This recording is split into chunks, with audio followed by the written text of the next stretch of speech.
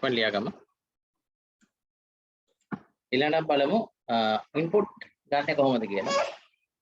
Input එක අපි ගද්දි x input කියලා එහෙම දෙන්න පුළුවන්. සාමාන්‍යයෙන් ඩිෆෝල්ට් එක අපි ගන්නෙ ඉන්පුට් එක ස්ට්‍රින්ග් එකක් විදියට. හරි. ඩිෆෝල්ට් එක විදියට ගන්න ස්ට්‍රින්ග් එකක් විදියට. තේරෙනවද කියන්නේ? එතකොට අපි ඉන්ටිජර් එකක් හරි ෆ්ලෝට් එකක් හරි නම් අපි මේක කන්වර්ට් කරන්න ඕනේ. එතන අපි දැන් කතා කරන්නේ කන්වර්ට් කරන එක ගැන. බයිනරි කරන්න හිටන් කතා කරන්නේ. හරි මේක චුට්ටක් දාගමු. ඉන්පුට් කියලා දාලා එක්සැම්පල් එක විතරක් දාගත්තත් කමක් නැහැ.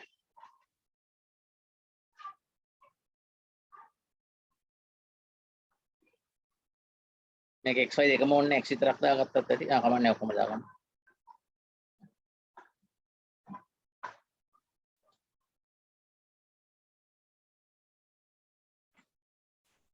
දැන් අපි ගත්තොත් එහෙම x ඉන්පුට් කියලා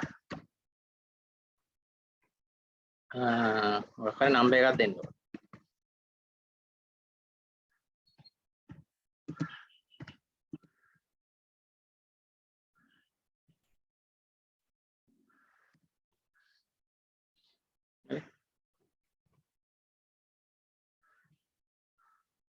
ඒතර මේකේ අපි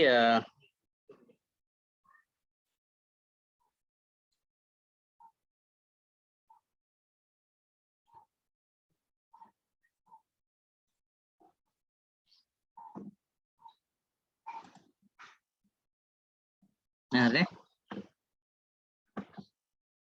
ඒතර මේකේ අපි දුන්නොත් එහෙම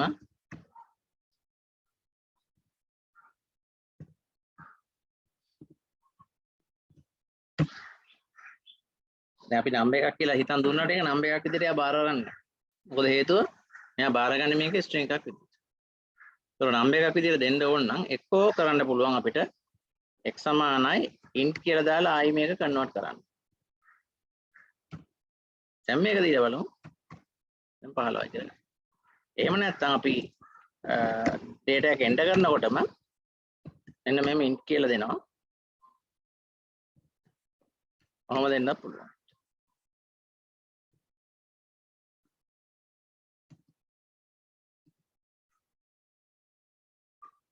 කොහොම දෙන්නත් පුළුවන්. එතකොට දැන් අපිට ඕන නම්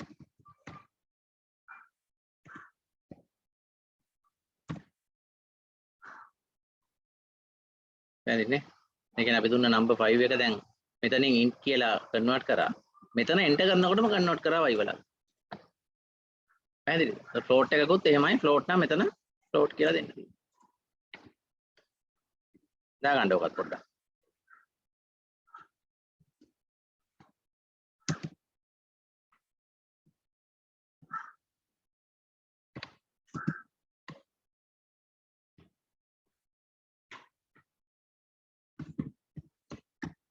මම දුන්නා මේක float එකක්.